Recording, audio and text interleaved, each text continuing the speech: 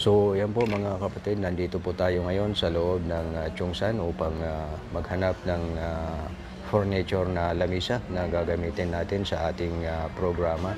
At sana makapaghanap tayo ng medyo maganda-ganda na yung mura naman, di ba? So ipakita ko lang sa inyo mga... So ito po yung furniture nila dito. Mga kahoy po yung hinahanap natin. Ha? At yun po. So ganun po mga kapatid. At ayan na, ilibot ko muna kayo para parang at the same time ay pinasyal ko na rin kayo dito. So ayan yung kagandahan kung lagi kayong sumasama sa akin.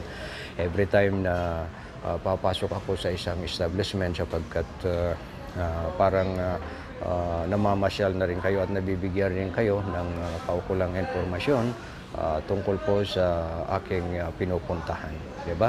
So for the meantime, ako muna ang inyong lingkod, si Kulo, laging nagsasabing kapwa ko mahal ko. At sa ngayon ay iiwanan ko muna kayo at mamaya I will be inform you kung nakakuha tayo ng lamisa dito. Ayan po, tuluyan na po akong magpaalam muna sa inyo. Maraming salamat po. Ito po ang inyong lingkod, si Kulo. Laging nagsasabing, kapwa ko, mahal ko. Nasaan ng pangako? Wala akong Ay, wala. Hoy! Meron. Bago ko ba sabi mo? Okay na?